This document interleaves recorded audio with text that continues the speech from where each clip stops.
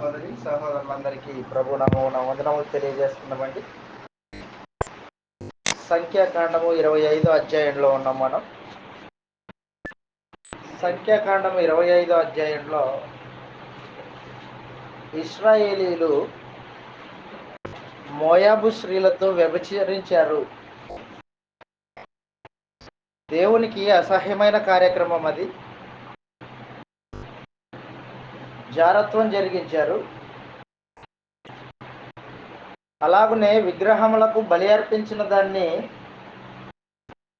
మోయాబులతో కలిసి, మోయాబ్ ప్రజలతో పాటు కలిసి దేవునికి విరోధమైన పాపం జరిగించారు. వాళ్ళు విగ్రహాలతో కలుసుకున్నారు. ఆత్మ సంబంధమైన వ్యభిచారం జరిగింది. అలాగుననే శరీర సంబంధమైన వ్యభిచారం కూడా జరిగింది. దేవుణ్ణి విడిచిపెట్టి విగ్రహాలతో కలుసుకోవడం అనేది ఆత్మ సంబంధమైన వ్యభిచారం. శరీర సంబంధమైన మోయాబు కన్యకలతో, అందగత్తెలతో, అందమైన వారితో, స్త్రీలతో వ్యభిచరించడం అనేది దేవునికి వ్యతిరేకమైన కార్యక్రమం. దానివలన దేవుని కోపము రగులుకుంది. దేవుని కోపము రగులు కొనగా తెగులు వారి మీదికి పంపించాడు దేవుడు. వాస్తవానికి దేవుడు ఇశ్రాయేలీయుల్ని ఆశీర్వదించాడు. ఆశీర్వదింపబడిన జనాంగం వాళ్ళు. బిలాము శపించడానికి వస్తే దేవుడు ఆ శాపవచనాలని ఆశీర్వచనాలుగా మార్చాడు దేవుడే. కానీ ఇప్పుడు వారి యొక్క పాపాన్ని బట్టి దేవుడే వారిని తెగులు చేత సంహరిస్తున్నాడు. పాపం అంటే దేవునికి ఎంత ద్వేషమో, ఎంత విరోధమైందో మనము తేటగా గ్రహించాల. పాపం చేసిన వారు ఎవరైనా కానీ దేవుని ఉగ్రతకు పాత్రులు. ఆ రోజున ఇశ్రాయేలీయులు తెగులు చేత 24,000 మంది చనిపోయారు. చదువుతాం, ఇలా రాయబడింది. సంఖ్యాకాండం 25 అధ్యాయం. సంఖ్యాకాండము 25 అధ్యాయం. దేవుని ఉగ్రత ఇశ్రాయేల్ మీద 24,000 మంది ఒకే రోజే చనిపోయారు.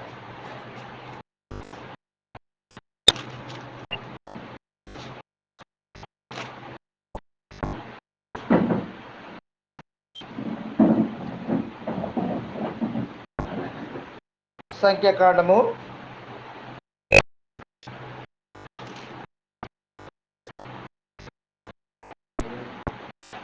25 అధ్యాయము 11వ వచనం చూడండి ఒకసారి.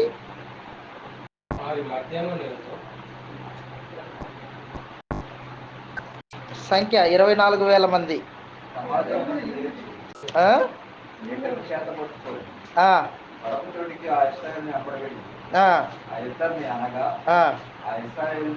ఎనిమిదో వచనంలో, 9వ వచనంలో డైరెక్ట్ గా సంఖ్య చెప్పాడు. ఎంతమంది? 24,000 మంది. 24,000 మంది మనుషులు తెగుల చేత చనిపోయారు.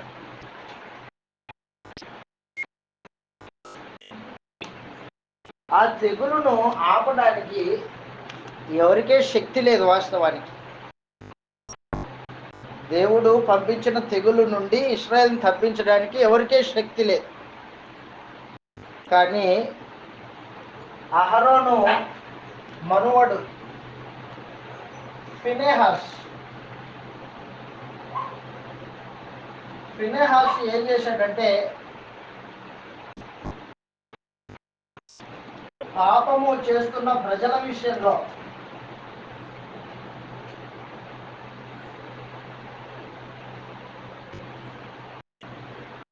చూసి ఓర్వలేక పాపం చేస్తున్న వారిని కత్తి తీసుకొని పొడిచాడు.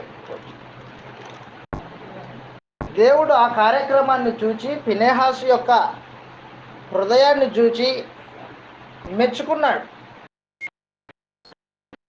25వ అధ్యాయంలో మనం నేర్చుకునబోయే ఒక ప్రాముఖ్యమైన క్యారెక్టర్, వ్యక్తిత్వం కలిగిన వ్యక్తి ఫినెహాసు. ఫినెహాసు దేవుని మనస్సు కలిగిన వాడు. పాపం విషయమై దేవుని మనస్సు ఎలాగుంటుందో అలాగున ఫినెహాసు మనస్సు కూడా అలాగుంది. చదువుతాం, అక్కడ రాయబడింది సంఖ్యాకాండము 25వ అధ్యాయంలో 7వ వచనం నుండి చదువుతాం. క్షమించండి, 6వ వచనం నుండి. 6వ వచనంలో, ఇదిగో మోషే కన్నుల ఎదుటను ప్రత్యక్షపు గుడారము యొక్క ద్వారము నొద్ద ఏడ్చుచు ఉండిన ఇశ్రాయేలీల సర్వ సమాజము యొక్క కన్నుల ఎదుటను ఇశ్రాయేలీలలో ఒకడు సహోదరుల యొద్దకు ఒక మిద్యాను స్త్రీని తోడుకొని వచ్చెను. అదనమాట, యాజకుడైన అహరోను మనుమడును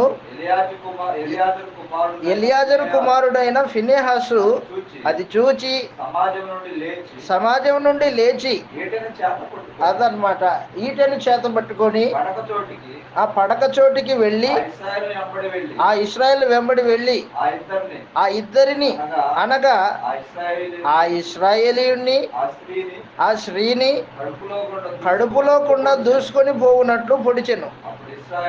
ఇశ్రాయేలీలలో నుండి తెగులు నిలిచిపోయెను. ఇశ్రాయేల్ మధ్యలో నుండి తెగులు నిలిచిపోవడానికి ఫినెహాసు కారకుడయ్యాడు. నిలిచిపోవడానికి కారకుడు. ఏం చేశాడు అతన్ని? చదువుతాం, కింద వచనంలో చెప్తున్నాడు. 11వ వచనంలో,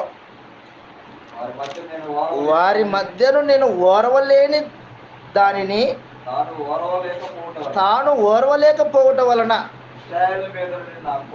ఇశ్రాయేలీల మీద నుండి నా కోపము, అదనమాట. కాబట్టి ఫినెహాసు దేవుడు ఓర్వలేని దాన్ని తాను ఓర్వలేకపోయాడు. పాపమును వ్యభిచారమును దేవుడు ఓడ్చుకోలేడు. అలాగున ఫినెహాసు కూడా కళ్ళెదుట జరుగుతున్న పాపాన్ని చూచి ఓడ్చుకోలేకపోయాడు.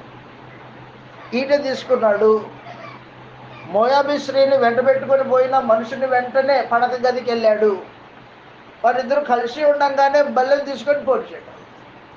ఇద్దరు మనుషులకి ఒకేసారి ఒకే ఈటే. దేవుడు చూసి సంతోషించాడు. దేవుణ్ణి సంతోషపరిచిన వారిలో యెహోషువ, కాలేబులు మనం చూస్తాం పోయిన అధ్యాయంలో. ఆ తర్వాత 25వ అధ్యాయంలో ఫినెహాసుని చూస్తాం.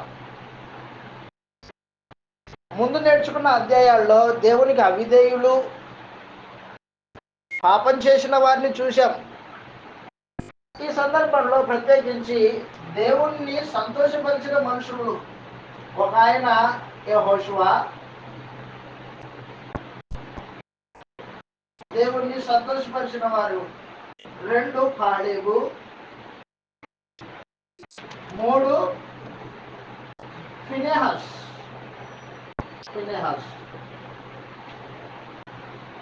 దేవుణ్ణి సంతోషపరిచిన వాళ్ళు వీళ్ళు. దేవుని మీద ఆనుకున్న వాళ్ళు. ఆ మాటకు వస్తే దేవుని మనస్సు పాపమును ఓర్వలేదు. అలాగనే ఫినెహాసు మనస్సు కూడా అంతే, పాపమును ఓర్వలేదు. అందుకని దేవుడు ఫినెహాసుకి ఒక వాగ్దానం చేశాడు. ఫినెహాసుకి దేవుడు ఒక వాగ్దానం చేశాడు. ఏంటి వాగ్దానం? చదువుతాం, కింద వచనాల్లో చెప్తూ ఉన్నాడు. 11వ వచనం మరొకసారి, వారి మధ్యను నేను ఓర్వలేని దానిని తాను ఓర్వలేకపోవటం వలన ఇశ్రాయేలీల మీద నుండి నా కోపము మళ్లించెను గనుక నేను ఓర్వలేక ఉండి ఇశ్రాయేలీయులను నశింప చేయలేదు. అతనితో ఇట్లను అదనమాట, అతనితో నేను సమాధాన నిబంధన చేయుదును. ఎవరితో? ఫినెహాసుతో. దేవుడు సమాధాన నిబంధన చేశాడంట.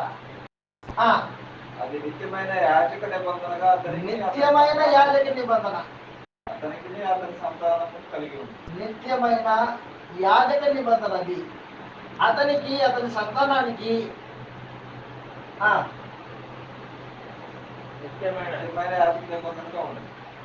నిత్యమైన యాజక నిబంధనగా ఉండను అతనికి అతని సంతానానికి. అంటే ఫినెహాసు యవనస్తుడు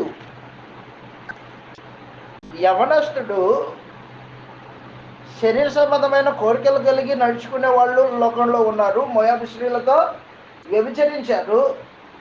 కానీ ఈ యవనస్తుడు యాజకుని కుమారుడు, పాపమును సహించలేనివాడు, ఓర్వలేనివాడు. యవనస్తులు పాపాన్ని ఇష్టపడే వాళ్ళు చూసాం మనం. కానీ ఈ యవనస్తుడు ప్రత్యేకమైన వాడు. పాపమును ఓర్వలేని దేవుని మనస్సు ఎలాంటిదో అతని మనస్సు అలాంటిదే. రెండవది, ఫినెహాసు దేవునితో సమాధాన సంబంధమైన నిబంధన చేయబడిన వాడు. దేవుడే కోరి చేశాడు అతనితో. ఫినెహాసుతో నేను చేస్తున్న నిబంధన, మోషే ఈ విషయం ఫినెహాసుతో చెప్పు అని చెప్పేశాడు. తెగులు ఇశ్రాయేలుల మధ్యలో మనుషుల్ని చంపుతూ ఉంటే ఫినెహాసు ఆ తెగుల్ని ఆపినవాడు. తన ప్రజలలో ఉన్న మరణ భయమును, తెగుళ్ను తీసివేయడానికి ప్రయత్నించిన వాడు ఫినెహాసు యొక్క క్యారెక్టర్ని మనం ఆలోచన చేస్తే అతడు ఆసక్తి కలిగిన వాడు అని చెప్పాడు దేవుడు 13వ వచనంలో. అతడు తన దేవుని విషయమందు ఆసక్తి గలవాడై ఇశ్రాయేలు నిమిత్తము ప్రాయశ్చిత్తం చేసెను. అదిగో, యవనస్తుడు దేవుని విషయముల యందు ఆసక్తి కలిగి ఉన్నాడు. దేవుని విషయాలలో ఆసక్తి.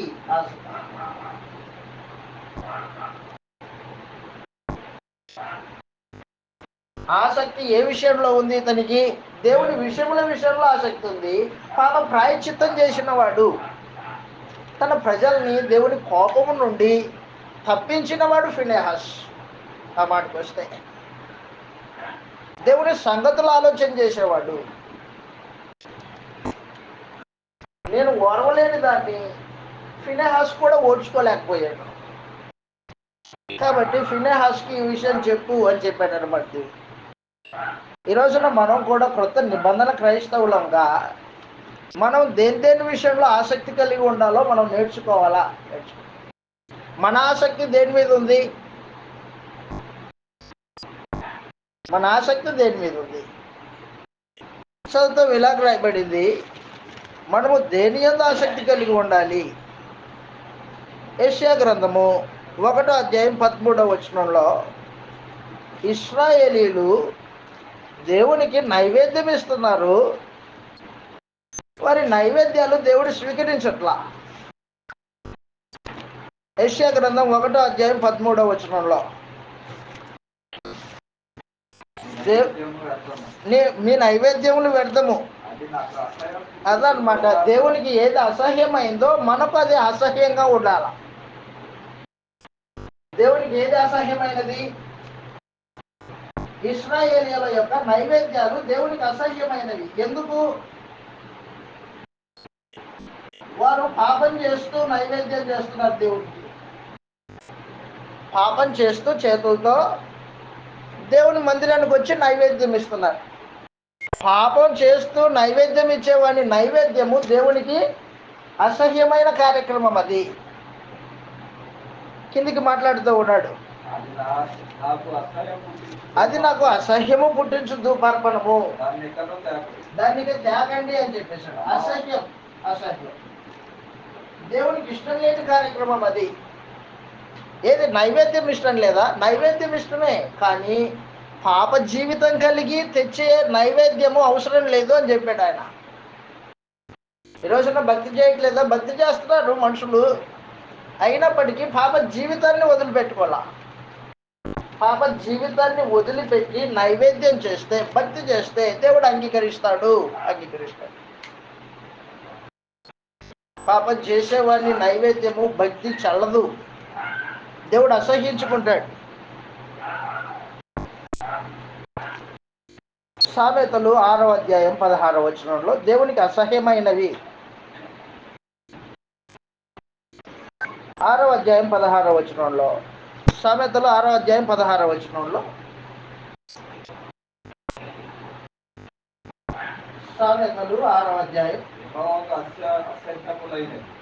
యెహోవాకు అసహ్యమైనవి 6 గలవు, 7 ఆయనకి హేయము.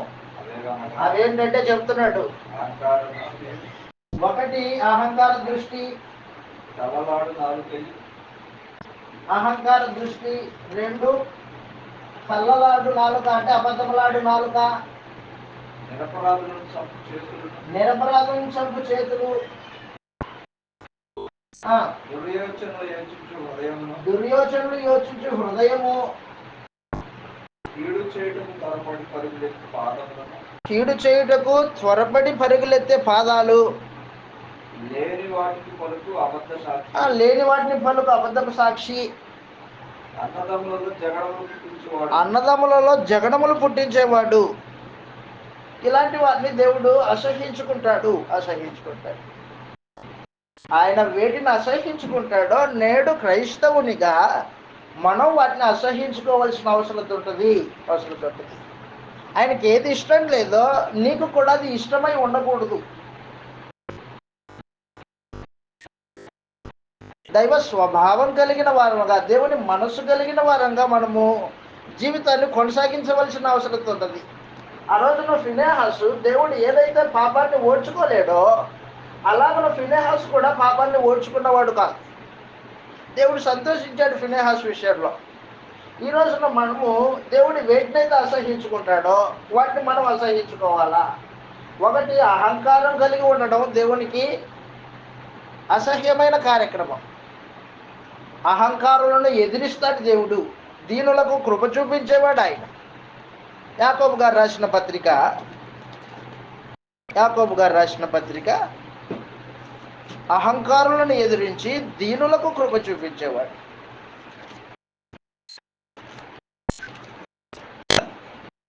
4వ అధ్యాయము 5వ వచనంలో ఈ మాట రాయబడింది.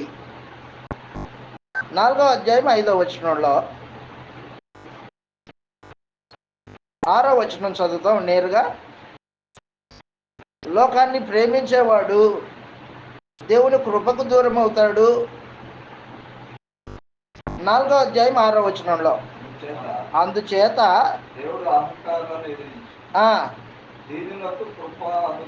దీనులకు కృప అనుగ్రహించునని లేఖనం చెబుతున్నది.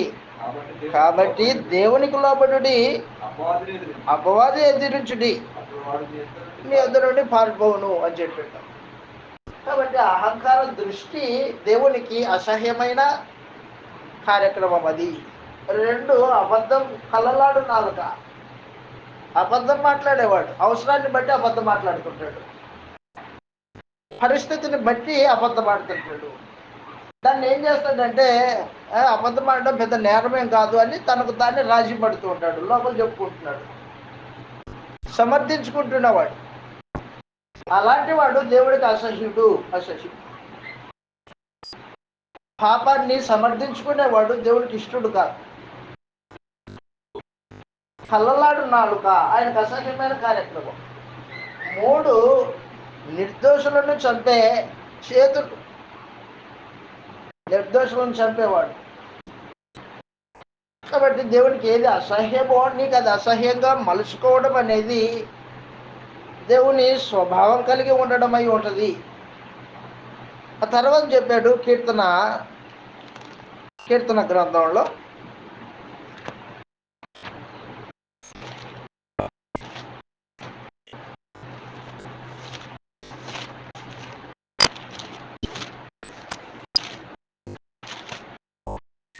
26వ కీర్తన 5వ వచనం చదువుతాం. కీర్తన 26వ కీర్తన 5వ వచనంలో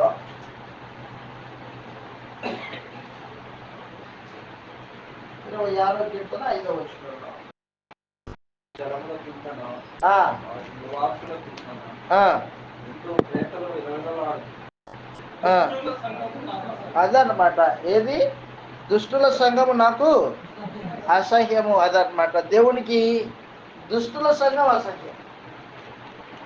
పాపం చేస్తూ అహంకార బుద్ధి కలిగి లోకంతో రాజీ పడుతూ పాపాన్ని సమర్థించుకుంటూ కూర్చొని ఆరాధన చేస్తే అది దుష్టుల సంఘం. దేవుడికి అసహ్యమైంది అది వాస్తవానికి. కాబట్టి సంఘంగా కూడినప్పుడు సమాజంలో ఉన్నవాళ్ళు, సంఘంలో ఉన్నవాళ్ళు పరిశుద్ధమైన జీవితాలు కలిగి కూడాల. అప్పుడు దేవుడు అంగీకరించే సంఘం అయి ఉంటుంది అది. మిగతా 6 దినాలు తనకి ఇష్టం వచ్చినట్లు పాపం చేసుకుంటూ, దుర్యోచనాలు చేసుకుంటూ, చెడుతనం జరిగిస్తూ, దుర్మార్గత లోపల సహోదరుని ద్వేషిస్తూ బ్రతికేవాడు, అలాంటి వారి మధ్య కూడుకునే సంఘం అది దేవునికి అసహ్యమైన సంఘం అయి ఉంటుంది. కాబట్టి ఆయనకి ఏది అసహ్యమో నీది అసహ్యం, నీవు వాటిని అసహ్యించుకోవాలి. ఆయన వేటిని ప్రేమిస్తాడో వాటిని మనం ప్రేమించాలి. దేవుడు దేన్ని ప్రేమిస్తాడు? హెబ్రీయులకు రాసిన పత్రిక 1వ అధ్యాయం 9వ వచనంలో మన ప్రభు అయిన యేసు నీతిని ప్రేమించి దుర్నీతిని ద్వేషించేవాడు ఆయన. మీరు నీతిని ప్రేమించండి. హెబ్రీయులకు రాసిన పత్రిక 1వ అధ్యాయము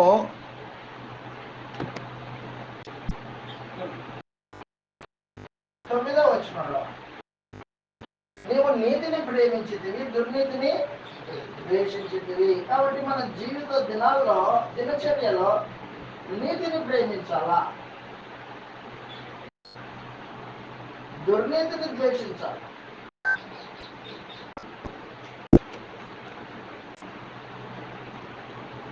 బిలాం ఏం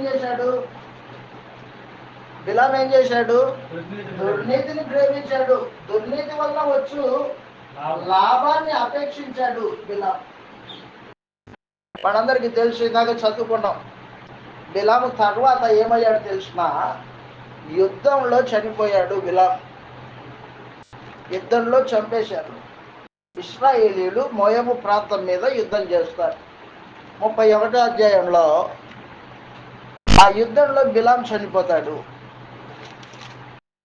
సంఖ్యాకాండం 31వ అధ్యాయం 31వ అధ్యాయం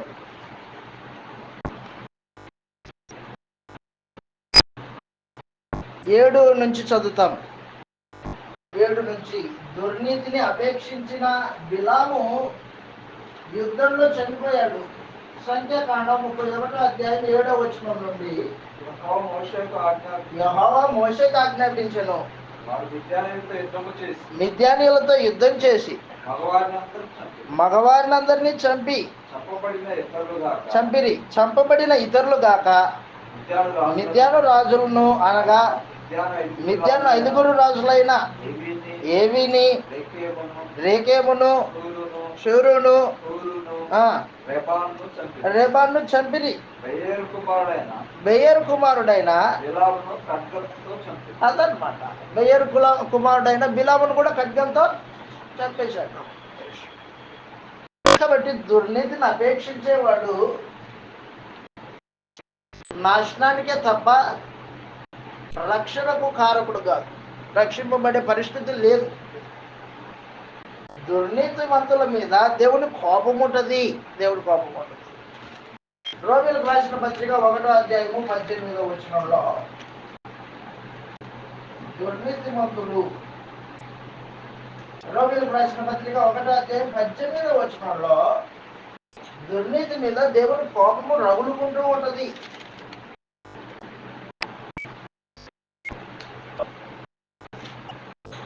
రోమీయులకు రాసిన పత్రిక 1వ అధ్యాయము 18వ వచనంలో ఈ మాట రాయబడింది. దుర్నీతి చేత అదనమాట. దుర్నీతి ఏం చేస్తుంటది అంటే సత్యాన్ని అడ్డగిస్తూ ఉంటది. నువ్వు నీతిగా బ్రతకాలనుకున్నావు అనుకో, దుర్నీతి నీ దగ్గర వచ్చి నిలబడింది,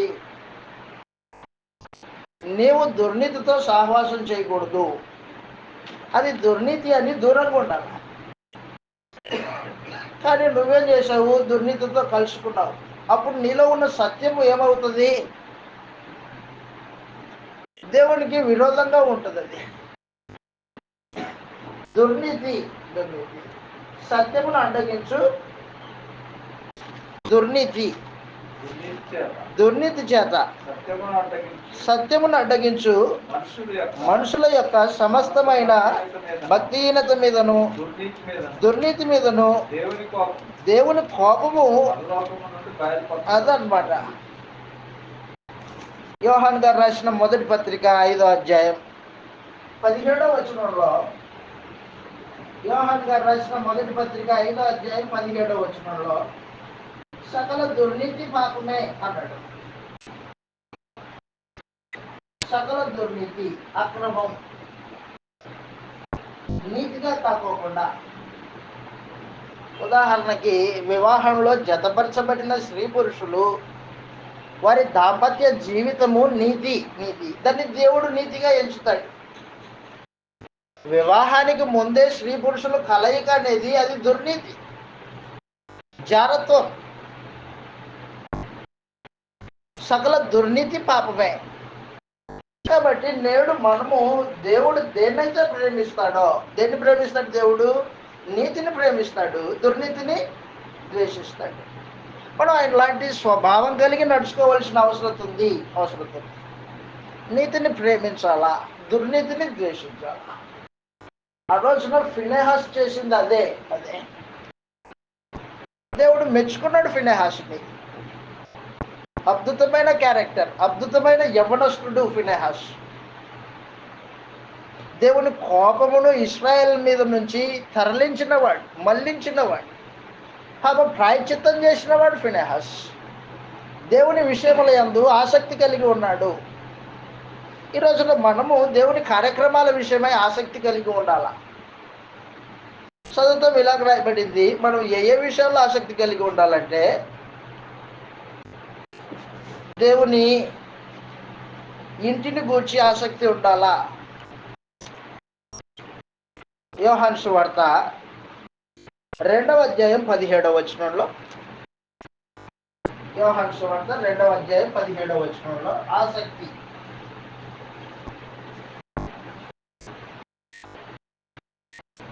యేసు ప్రభు శరీరధారిగా ఉన్న దినాల్లో దేవుని ఇంటిని గూర్చిన ఆసక్తి ఉంది ఆయనకి. యోహాను సువార్త 2వ అధ్యాయము 17వ వచనంలో ఈ మాట రాయబడింది. ఆయన శిష్యులు నన్ను భక్షించుతూ ఉన్నది వ్రాయబడి ఉందట. అదనమాట. కీర్తన 69వ కీర్తన 9వ వచనంలో రాయబడి ఉన్నది. కీర్తన 69:9. సంఘమును గురించిన ఆసక్తి. దేవుని ఇల్లు సంఘం.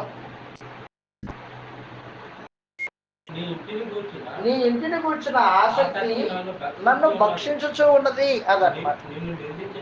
నిన్ను నిందించిన వారి నిందలు నా మీద పడి ఉన్నవి అని చెప్పారు. కాబట్టి దేవుని సంఘమును గూర్చిన ఆసక్తి అవసరం. కీర్తన 119వ కీర్తన 139వ వచనంలో, కీర్తన 119, 139. ఆసక్తి, దేవుని ఇంటిని గూర్చిన ఆసక్తి.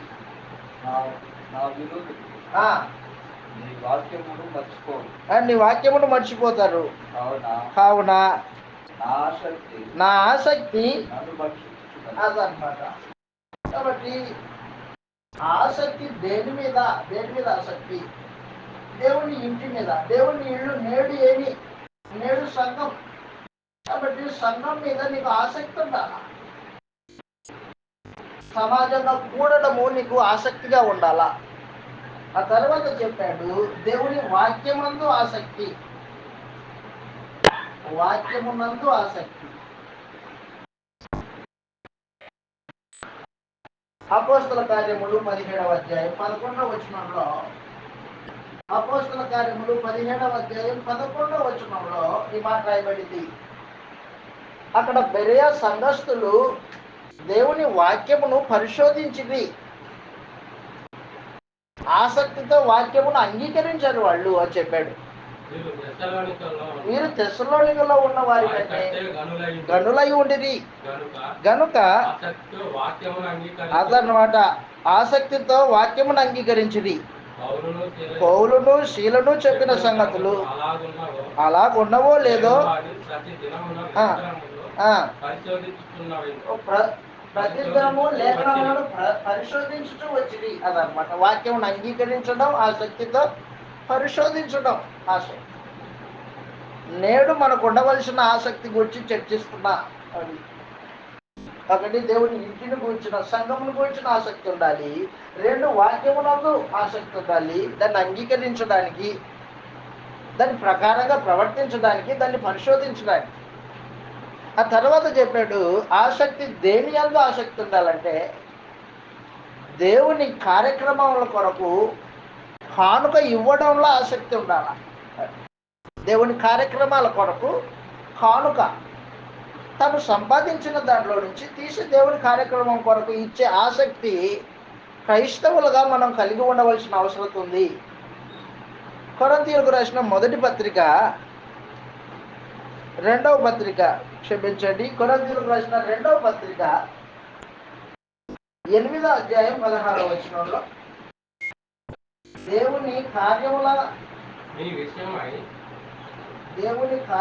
విషయమై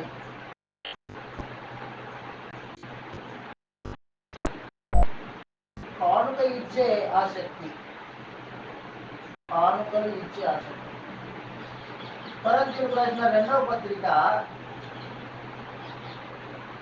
8వ అధ్యాయము 16వ వచనంలో, మీ విషయమై నాకు కలిగిన ఈ ఆసక్తి తీతు హృదయంలో కూడా పుట్టించాడు దేవుడు. ఆ తీతు మీ దగ్గరకు వచ్చి కానుకలు కలెక్ట్ చేశాడు. కాబట్టి దయచేసి గుర్తుపెట్టుకో, నేడు క్రైస్తవులుగా మనము ఆసక్తి కలిగి ఉండవలసిన విషయాలు అవి. పరస్పరము ప్రేమించుకోవడానికి, క్షేమం కలగజేసుకోవడానికి ఆసక్తి పరులమై ఉండాల. ఒకరి ఇబ్బందుల్లో ఒకరు పాలు పుచ్చుకోవాలి. వాస్తవానికి దీంట్లో ఆసక్తి ఉండాలా. చదువుతాం, ఇలా రాయబడింది రోమీయులకు రాసిన పత్రిక 14వ అధ్యాయం 19వ వచనంలో, రోమీయులకు రాసిన పత్రిక 14వ అధ్యాయం 19వ వచనంలో,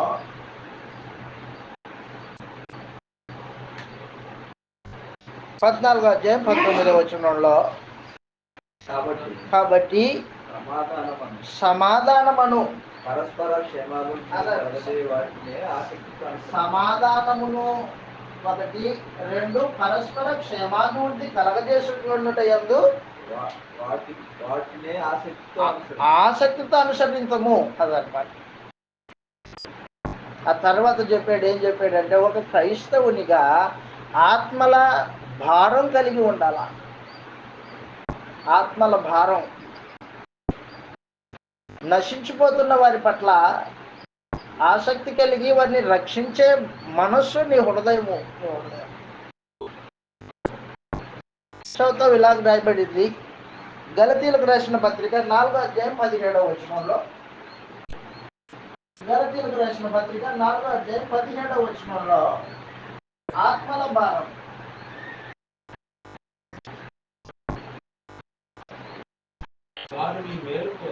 వారు అబద్ధ బోధకులు, వారు మీ మేలు కోరి ఆసక్తితో వెంటారు వారు కాదు, వెంటాడవలనని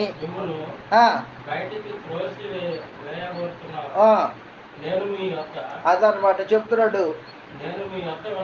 ఉన్నప్పుడు కాక ఎల్లప్పుడూ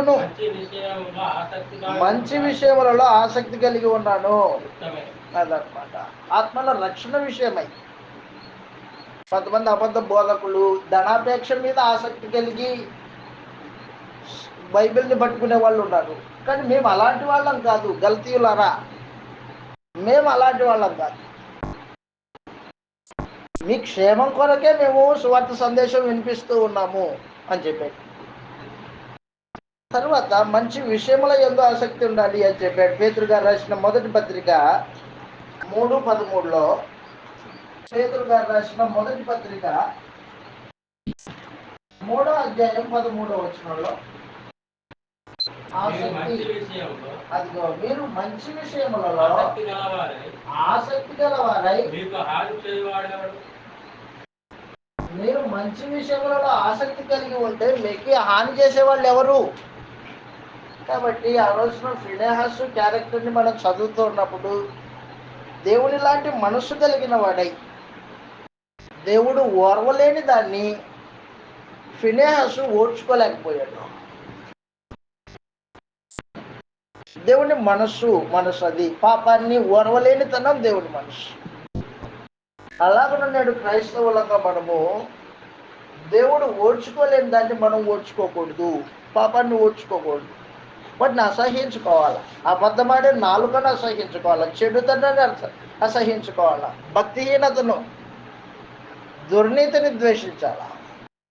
ఆ తర్వాత ఆసక్తి, దేవుని విషయాల్లో ఆసక్తి, దేవుని ఇంటిని కూర్చిన ఆసక్తి, ఆత్మల రక్షణ కూర్చిన ఆసక్తి, దేవుని కార్యముల కొరకు కానుకలు ఇచ్చే ఆసక్తి, వాక్యం నందు ఆసక్తి.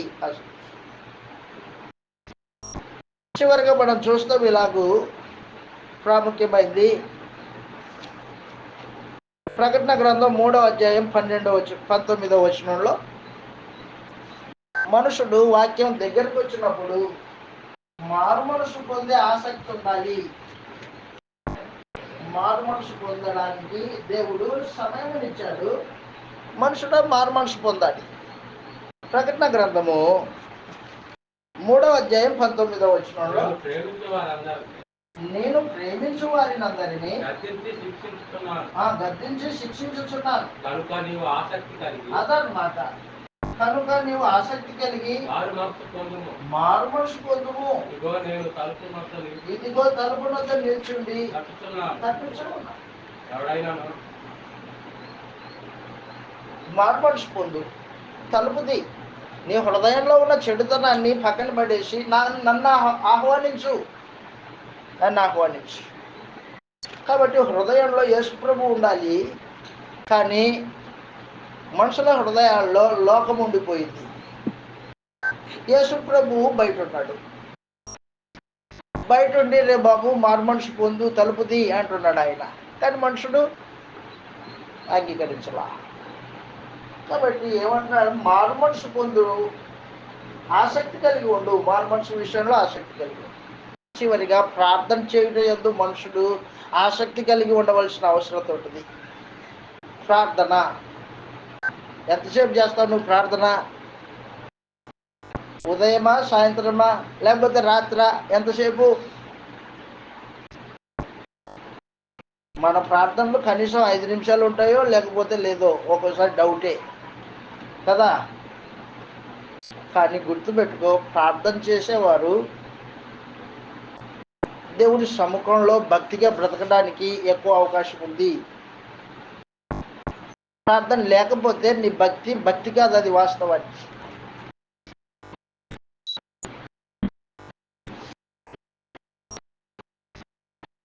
భక్తికి ప్రాణం ప్రార్థన. వాస్తవంగా నీ భక్తి బ్రతికుండాలంటే నువ్వు ప్రార్థన చేయాలా. శాతం లేఖనాల్లో ఇలా రాయబడింది. యాకోబు గారు రాసిన పత్రిక 5వ అధ్యాయము, యాకోబు గారు రాసిన పత్రిక 5వ అధ్యాయం 17వ వచనంలో పూర్వపు ప్రవక్తల గురించి మాట్లాడుతూ, యాకోబు గారు రాసిన పత్రిక 5వ అధ్యాయం 17వ వచనంలో, ఏలియా మన వంటి స్వభావం కలిగిన మనుషుడే వర్షింపకుండానట్లు అదనమాట ఆసక్తితో ప్రార్థన చేశాడు. ఆసక్తితో ప్రార్థన. 3.5 సంవత్సరాలు వర్షింపలేదు, వర్షం కురవలేదు. మరలా ప్రార్థన చేశాడు, వర్షం వచ్చింది. కాబట్టి ప్రార్థన ఆసక్తితో చేయవలసిన అవసరం ఉంటుంది. కాబట్టి కృత నిబంధన క్రైస్తవుడు దేవుని విషయంలో ఆసక్తి కలిగి ఉండవలసిన అవసరం ఉంటుంది. 25వ అధ్యాయంలో ప్రత్యేకంగా ఫినెహాస్ గురించి దేవుని యొక్క మెచ్చుకున్నాడు ఆయన్ని.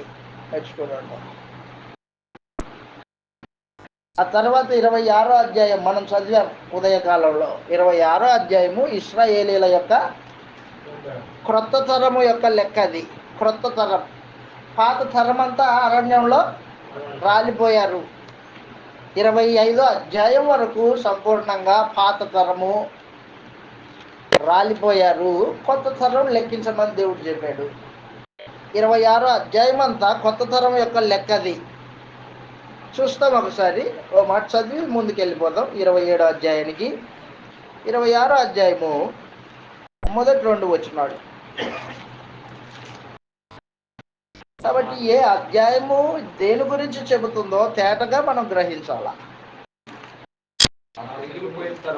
ఆ తెగులు పోయిన తర్వాత, తెగులు వచ్చింది కదా, తెగులు పోయింది ఇప్పుడు. యెహోవా మోషేకును యాజకుడగు అహరోను కుమారుడైన ఎలియాజరుకును ఎలాగూ చదివించెను. మీరు ఇశ్రాయేలు సర్వ సమాజంలోను 20 ఏళ్ళు మొదలుకొని పై ప్రాయం కలిగి ఇశ్రాయేలులో సేనగా బయలు వెళ్ళు వారందరి సంఖ్యను వారి వారి పితల కుటుంబం బట్టి వాయించింది. అవును. కాబట్టి 20 ఏళ్ళు మొదలుకొని పై ప్రాయం గల వారిని లెక్కింపుడని యెహోవా మోషేకును ఐగుప్తు దేశం నుండి వచ్చిన ఇశ్రాయేలుకును ఆజ్ఞాపించినట్లు మోషేయు యాజకుడగు ఎలియాజరును ఇశ్రాయేలు మోయాబు మైదానములలో ఎరుకు యొద్దనున్న యోర్దాను దగ్గర నుండగా జనసంఖ్యను చేయుడని వారితో చెప్పి. దయచేసి గుర్తుపెట్టుకోండి, ఈ మోయాబు మైదానమే చివరి స్థలం మోషేకి. మోషే కూడా కనాను వెళ్ళడానికి అవకాశం లేని వాడై ఉన్నాడు. 40 సంవత్సరాలు అరణ్య ప్రయాణం. విశ్వాస జీవితము సంపూర్ణంగా 80 సంవత్సరాలు మోషే విశ్వాస జీవితపు యాత్ర 80 సంవత్సరాలు. ఈ 80 సంవత్సరాల్లో ఆయన సంపాదించింది ఏంటి? నాయకత్వం వహించాడు ఇశ్రాయేలుని. ఐగుప్తు చెరలో నుండి వినిపించాడు దేవుడి సహాయంతో. కరెక్టే, కానీ కనాన్ దేశాన్ని చేరుకోలేకపోయాడు. ఆ తర్వాత దేవుడు మోషేని తొలగించేసి కనాను దేశంలో ప్రవేశించి ఇశ్రాయేలీలు కూడా కనాను దేశంలో ప్రవేశింపజేసే సామర్థ్యము యెహోషువకి ఇచ్చాడు. దేవుడు యెహోషువకి ఇచ్చాడు. నాయకత్వము బదిలీ చేయబడింది. ఎవరి దగ్గర నుంచి? మోషే దగ్గర నుంచి. ఎవరికి? యెహోషువ. కాబట్టి సంఖ్యాకాండం 3వ భాగంలోకి వచ్చాం మనం. సంఖ్యాకాండము 26వ అధ్యాయం నుండి 36వ అధ్యాయం వరకు 3వ భాగం అన్నమాట. అది పార్ట్ నెంబర్ 3.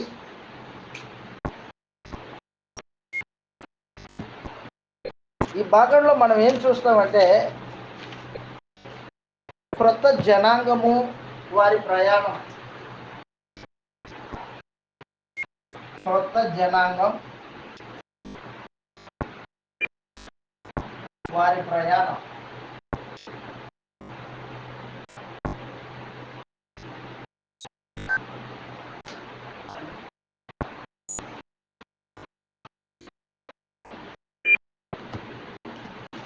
సంఖ్యాకాండం 27వ అధ్యాయం. 27వ అధ్యాయం మొదటి వచనంలో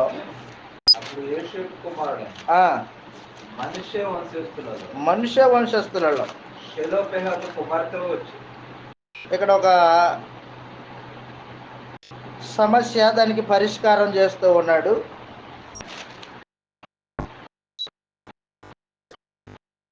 సమస్య పరిష్కారము.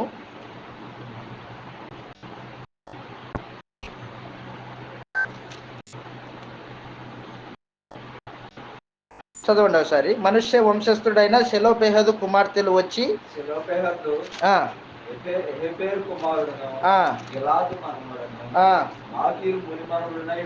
ఉండెను. అతని కుమార్తెల పేర్లు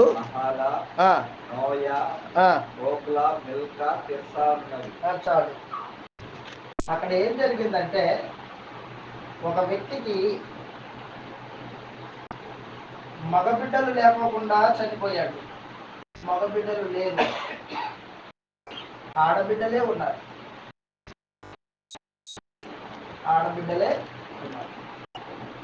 అప్పుడు ఆ వ్యక్తి యొక్క ఆస్తి ఎవరికి చెందుతుంది? ఆడబిడ్డలకి చెందుతుంది. ఒక నియమాన్ని ఏర్పాటు చేశాడు 27వ అధ్యాయంలో. సరే, ఆడబిడ్డలు కూడా లేరు, మగబిడ్డలు లేరు, ఆడబిడ్డలు లేరు. మరి స్వాస్థ్యం ఎవరికి పోతుంది? అప్పుడు అతని తమ్ముని కుమారులకు పోతుంది. భార్య తమ్ముళ్ళకు పోదా? ఆహా, భార్య తమ్ముళ్ళకు పోదు. అతని సహోదరుల కుమారులకి స్వాస్థ్యము చెందుతుంది. ఈ నియమము 36వ అధ్యాయంలో కూడా చెప్పాడు. 36వ అధ్యాయం 1వ వచనం చదువుతాం.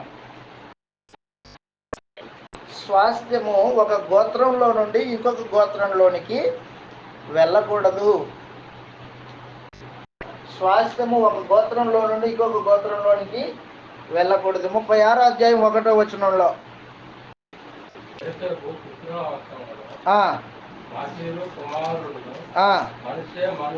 ఒక మనుష్య మనువడును పెద్దలు వచ్చి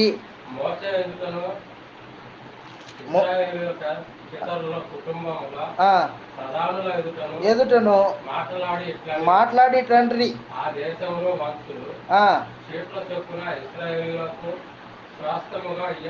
ఇవ్వవలనని. అవును. మరియు మా సహోదరుడైన సెలోపెహదు స్వాస్థ్యమును అతని కుమార్తెలకు ఇవ్వవలనని మా ఏలిన వాడు యెహోవా చేత ఆజ్ఞ నొందెను.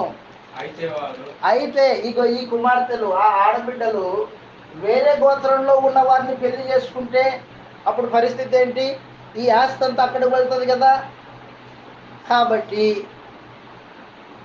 ఈ ఆడబిడ్డలు, సెలోపెహదు కుమార్తెలు తమ సొంత గోత్రంలో ఉన్న వారినే పెళ్లిళ్ళు చేసుకోవాలి. ఒక నియమం అన్నమాట. కాబట్టి 27వ అధ్యాయము 36వ అధ్యాయము ఒకే విషయాన్ని తెలియజేస్తుంది అన్నమాట. స్వాస్థ్యము ఒక గోత్రంలో నుండి ఇంకొక గోత్రానికి వెళ్ళకూడదు. 7వ వచనంలో చెప్పాడు. ఇశ్రాయేలీల స్వాస్థ్యము 36వ అధ్యాయం 7వ వచనంలో గోత్రంలో నుండి వేరొక గోత్రంలోకి పోకూడదు. ఇశ్రాయేలులో ప్రతివాడును తన పితరుల గోత్ర స్వాస్థ్యంతో అత్తుకొని ఉండాలి. అదనమాట. ఆ తర్వాత 27వ అధ్యాయంలో 2వ పారాగ్రాఫ్ మనం చదివితే, ఇదిగో మోషేకున్న నాయకత్వాన్ని దేవుడు కొట్టివేసి యెహోషువకు నాయకత్వపు పగ్గాలు అప్పచెప్తున్నాడు. ఇశ్రాయేలీయుల్ని నడిపించే నాయకత్వం ఇప్పుడు యెహోషువకు అప్పగిస్తున్నాడు దేవుడు. మోషే, ఇక నీ పని అయిపోయింది. నువ్వు మోయాబు మైదానము దాటి కనాను దేశంలో వెళ్ళడానికి అవకాశము లేదు. ఈ యోర్దాను నది దాటకూడదు. నువ్వు ఎందుకు దాటకూడదు? మోషే ఏం తప్పు చేశాడు? సంఖ్యాకాండం 20వ అధ్యాయంలో బండతో మాట్లాడమంటే అతను ఏం చేశాడు? బండని కొట్టాడు. నా పరిశుద్ధతను నువ్వు సన్మానించలేదు మోషే అన్నాడు. కాబట్టి కనాను వెళ్ళే అవకాశం లేదు మోషేకి. ఇక్కడ మనం ఒక విషయాన్ని బాగా అర్థం చేసుకోవాలా. ఏంటంటే, దేవుడు ఆయన పరిశుద్ధతను సన్మానించడం కోరుకుంటాడు. ఆయన పరిశుద్ధతను సన్మానించాలా. పరిశుద్ధతను సన్మానించడం ఎలాగూ? ఆయన ఏం చెప్పాడో దాన్ని అలాగ జరిగించడము పరిశుద్ధతను సన్మానించడం. ఆయన ఏం చెప్పాడో అది చేయాలంతే. దానికి ఇంకొక రకంగా తిప్పి చేయకూడదు. బండతో మాట్లాడమన్నాను, నువ్వేం చేశావు? బండని కొట్టావు. మాట్లాడమంటే కొట్టావు. కాబట్టి నువ్వు కనాన్ దేశానికి వెళ్ళడానికి అవకాశము లేదు. అందుకని 27వ అధ్యాయంలో దేవుడు మోషేని నాయకత్వపు పగ్గాలు అతని చేతిలో నుంచి తీసుకొని యెహోషువ చేతిలో పెడుతున్నాడు. ఇదిగో కనాను దేశానికి నువ్వు వెళ్ళాలా, ఈ ప్రజల్ని కూడా నడిపించాలా. పగ్గాలు చేతులు మారాయి, నాయకత్వం చేతులు మారింది. 27వ అధ్యాయంలో చదువుతాం ఎలాగ రాయబడింది. సంఖ్యాకాండం 27వ అధ్యాయము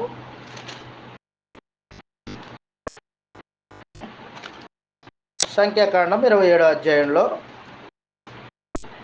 12వ వచనం నుండి చదువుతాం. 12వ వచనం నుండి కొత్త జనాంగం వారి ప్రయాణం అని చెప్పాం కదా. ఇప్పుడు కొత్త నాయకత్వం.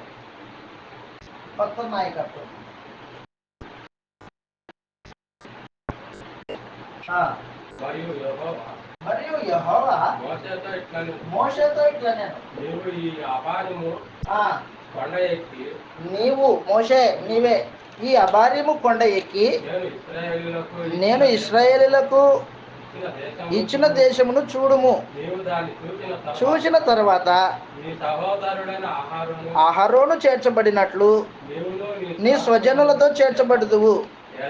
ఎలయనగా సీను అరణ్యం అంటే కాదేశు బర్నేయలో ఇశ్రాయేలులు దాహం కొనినప్పుడు మోషే దేవుడికి ప్రార్థన చేశాడు. సంఖ్యాకాండం 20వ అధ్యాయం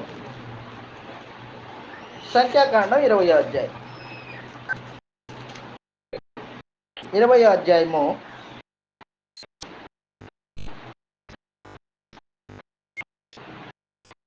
1వ వచనంలో ఇశ్రాయేలు సర్వ సమాజము సీను అరణ్యమునకు రాగా కాదేశులో దిగిరి. అదిగో మిరియాము చనిపోయింది, పాతి పెట్టబడింది. ఆ సమాజానికి నీళ్లు లేకపోయినందున వారు అహరోనులకు విరోధంగా పోగైరి. వాదించుచు అయ్యో మా సహోదరులు యెహోవా ఎదుట మేము కూడా చనిపోయి ఉంటే బాగుండేది. అప్పుడు ఏం చేశాడంటే మోషే వెళ్ళి ప్రార్థన చేశాడు. దేవుడు మోషేకి సెలవిచ్చాడు.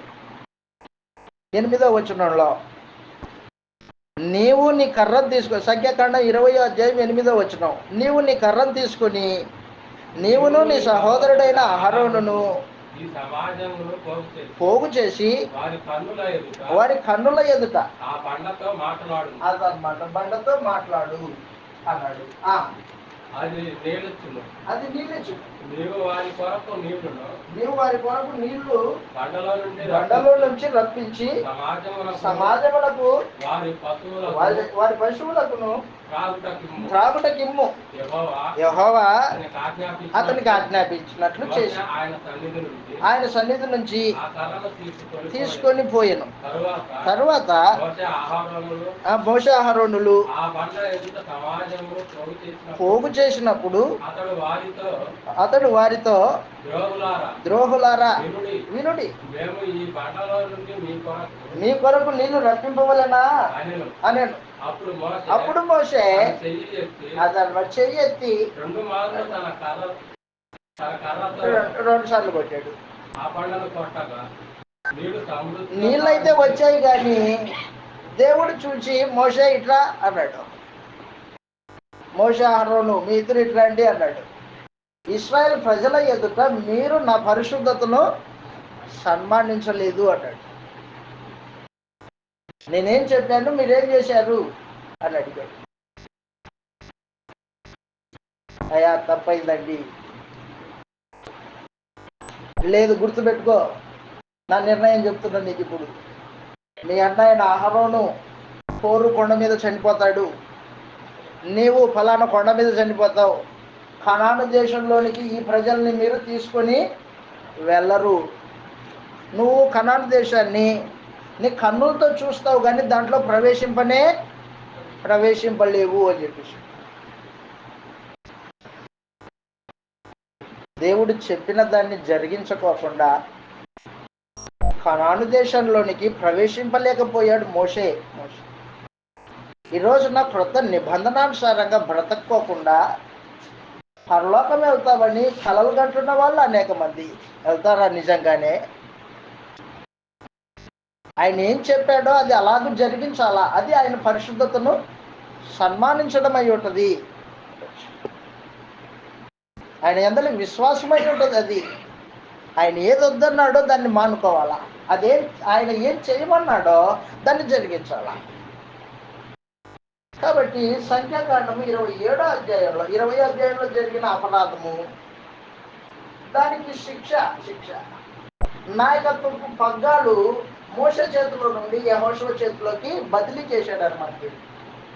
నువ్వు చనిపోతావు, మీ అన్న అహరోను చనిపోయాడు కదా, నువ్వు కూడా సమాజంగా నువ్వు కూడా నీ పితరులతో పాటు నిద్రిస్తావు, సమాధిలోకి పోతావు అని చెప్పేసి.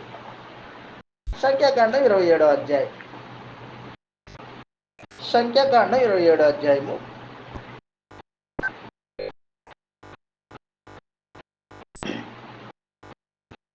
17వ వచనంలో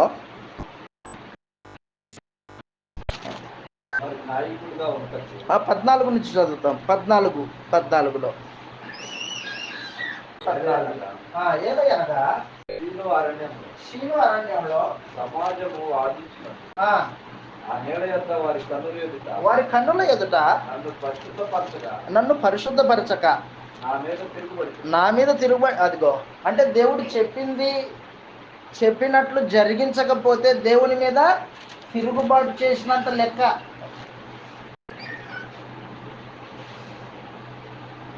దేవుడు చెప్పినట్లు జరిగించకపోతే దేవుడి మీద తిరుగుబాటు చేసినంత లెక్క. ఎంత ప్రమాదం దేవుని మీద తిరుగుబాటు చేయడం. కాబట్టి దేవుని మందిరము నేడు సంఘంలో నీకు ఇష్టం వచ్చినట్లు ప్రవర్తించకూడదు. నీ ఉద్దేశాలు నెరవేర్చుకోవడానికి సంఘానికి రాకూడదు.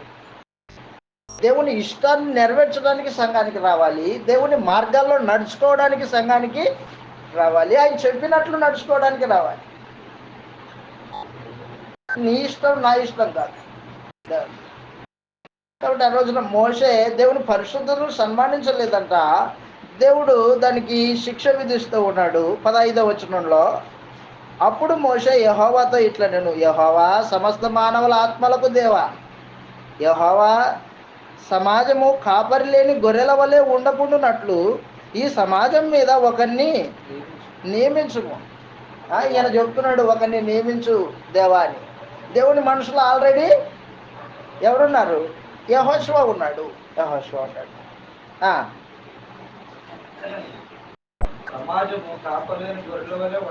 ఉండకుండానట్లు ఈ సమాజం మీద ఒకరిని నియమించుము. వారి ఎదుట వచ్చుచూ పోవచ్చు ఉండి వారికి నాయకుడై ఉండునట్లు సమర్థుడై ఉండాలి. అందుకు యెహోవా మోషేతో ఇట్లా, నేను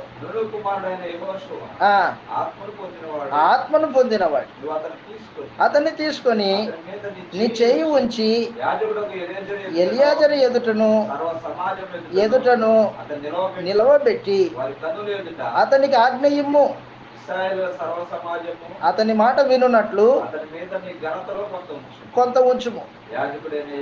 ఎలియాజరు ఎదుట అతడు నిలవగా యెహోవా సన్నిధిని ఊరీము తీర్పు వలన విచారింపవలెను.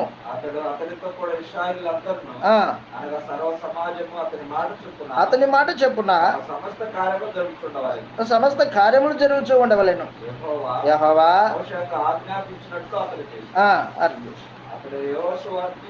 తీసుకొని సర్వ సమాజము ఎదుటను అతన్ని నిలవబెట్టి చేతులుంచి ఆజ్ఞాపించినట్లు ఆజ్ఞ ఇచ్చాడు. మోషే నమ్మకస్తుడు, నిస్వార్థపరుడు. ఆ మాటకొస్తే మోషే నిస్వార్థపరుడు. మోషే నీ పని అయిపోయిందయ్యా, నువ్వు దిగిపో, అంటే సరేనయ్యా దిగిపోతాను. అయితే ఇశ్రాయేల్ ప్రజలు కాపరు లేని గొర్రెల వలె ఉండకుండానట్లు వారి కొరకు నాయకుడిని చేయి. తన తర్వాత నాయకత్వం వహించే ఒక నాయకుడు ఉండాలని కోరుకున్నవాడు మోషే. నన్ను దిగిపోమంటున్నావు, కరెక్టే, దిగిపోతా. మరి వాళ్ళ పరిస్థితి ఏంటి? వాళ్ళ పరిస్థితి ఒక నాయకుడిని నియమించు, సరే యెహోషువ అని చెప్పేసి. కాబట్టి తన పదవి పోయినప్పటికీ ఇశ్రాయేల్ ప్రజల క్షేమం గురించి ఆలోచన చేసిన వాడు మోషే. ఉన్నతమైన స్వభావం.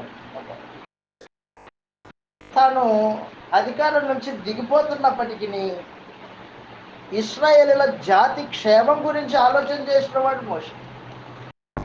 ఈరోజున మనము మరణదినం దగ్గర పడుతుంది అనుకో, ఏం పట్టించుకో, సంఘం ఏమైపోతుంది, రేపొద్దున సంఘం పరిస్థితి ఏంటి, దాంట్లో ఎలాంటి వారు సువార్థికులుగా పనిచేయాలి, దాని గురించి ఆలోచన ఏముండదు మనకి. సగం ప్రాణం ముందే పోతే చచ్చిపోతామని తెలిస్తే, నా కుటుంబము, నా పరిస్థితి, భౌతికమైన పరిస్థితులు చూసుకుంటాం తప్ప సమాజం పరిస్థితి చూస్తాం మనం. కానీ మోషే అలాంటి వాడు కాదు.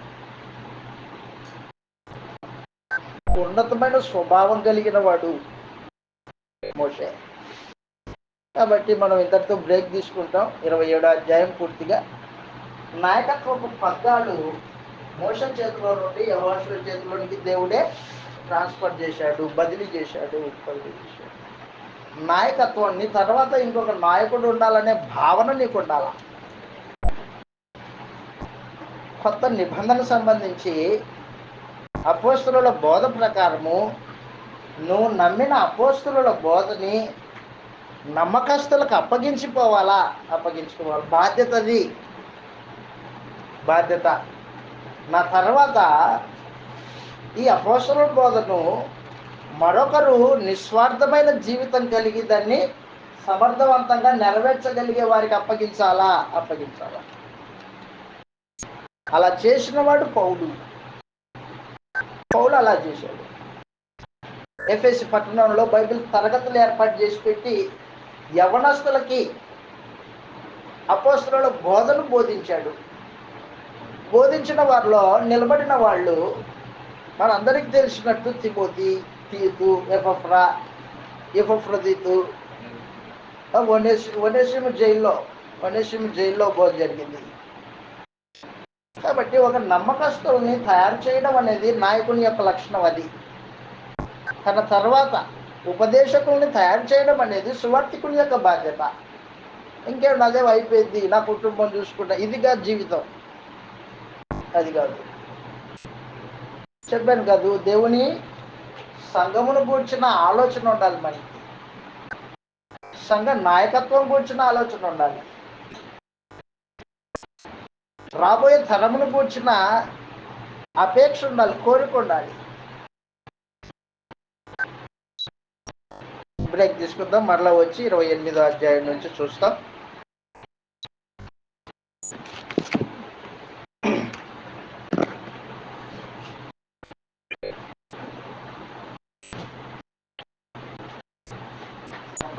బ్రేక్.